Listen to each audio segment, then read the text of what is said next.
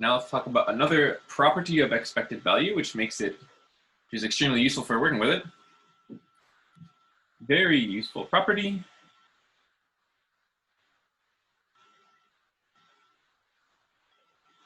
Which is the linearity of expectation.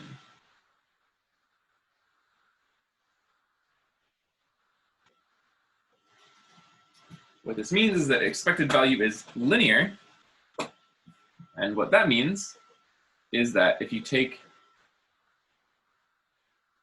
a bunch of random variables and add them together, like we talked about last time, if a random variable is a function to the real numbers, and these are things that you can add, as long as they have the same domain, meaning the same sample space.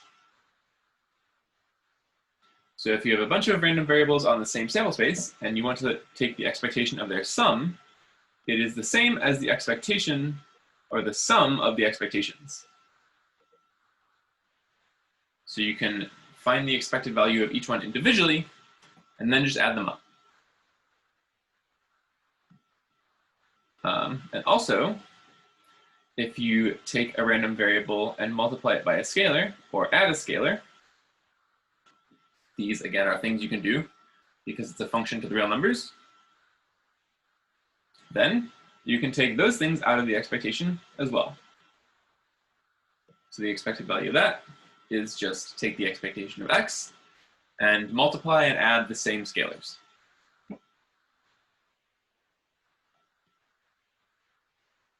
So this is a very important property that actually has some very clever uses, but it's quite somehow not very mysterious when you try to prove it. The proof is fairly straightforward. So let's prove it. Poof. The proof, like we sort of saw in the last one, is, again, essentially just rearranging a sum. So the expected value of x1 plus x2, let's just prove it in the n equals 2 case. So let me say that n equals 2 case. The expected value of x1 plus x2 is equal to the sum, so let's just write that definition of expected value. The sum over the sample space, probability of s, times the random variable at s. And since we are taking this kind of random variable, that means x1 of s plus x2 of s. So that's just writing on the definition. And now, all we have to do is just distribute this through the sum. And we will rewrite that as two sums, sum over s and s, probability of s times x1 of s, plus sum over s and s, probability of s times x2 of s. And lo and behold, we are already at the end, because this thing you will recognize as the very definition of expected value of x1, and this thing you will recognize as the very definition of expected value of x2. So that's all there is to the proof. And the case of n random variables works basically exactly the same in this case. The case of multiplying and scalars is quite similar, and I will leave it as a practice problem.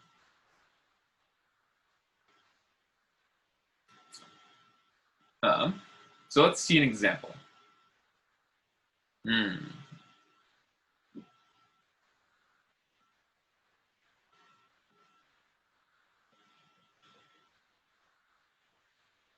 So what is the expected value of the sum of two dice? So let x1 and x2 be independent random variables.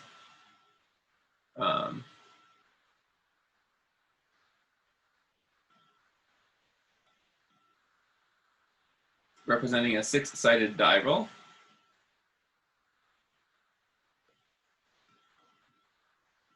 And we saw before that the expected value of x1 is 3.5.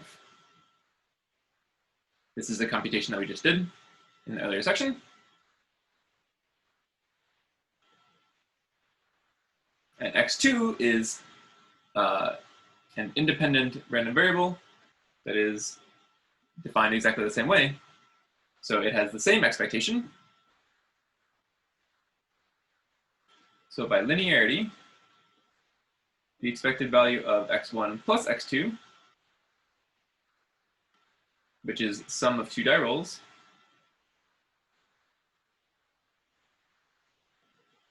is just the sum of the expectation of each one.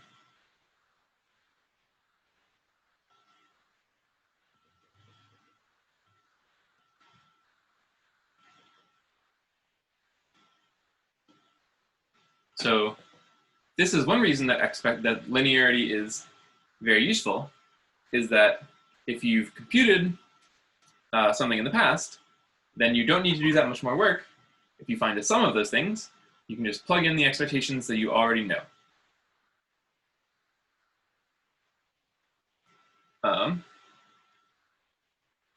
But it is also a good way of breaking down problems that are easier to do in pieces than to do all at once.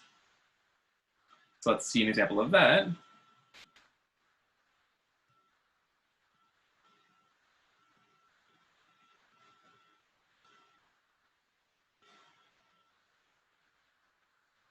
So let's take a binomial random variable, which is the number of successes in n Bernoulli trials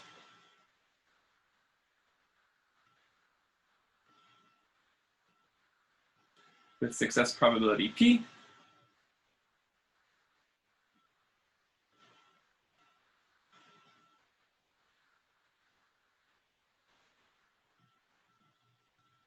Then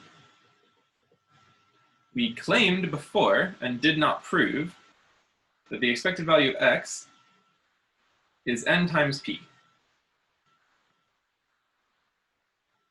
So let's prove that now.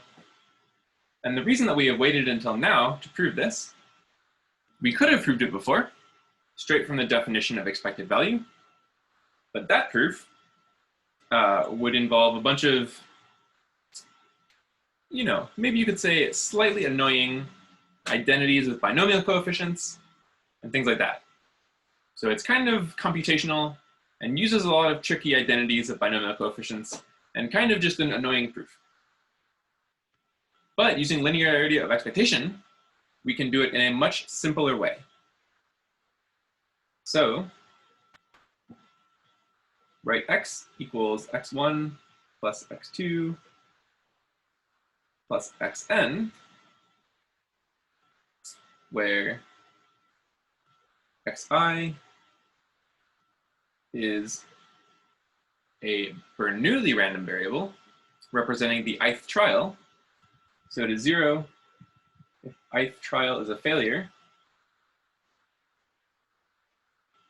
and it is 1 if ith trial is a success.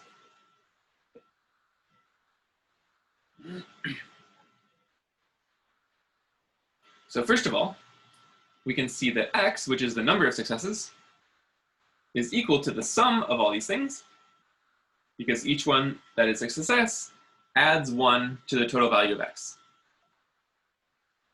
So that's why this equation is true. And now, let's compute the expected value of each of these guys, which we will find is much simpler than finding the expected value of x directly.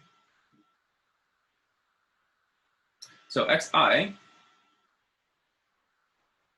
is a Bernoulli, right?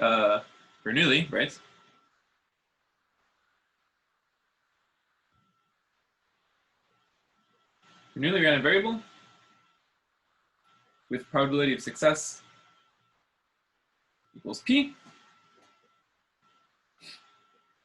So the expected value of this thing, well, there are only two possible outcomes, either 0 with probability 1 minus p, or 1 with probability p. So the expected value is just p. And now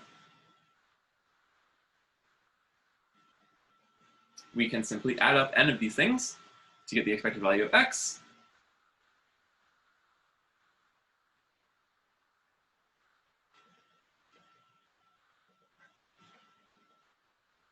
And they are all the same. They are all equal to p.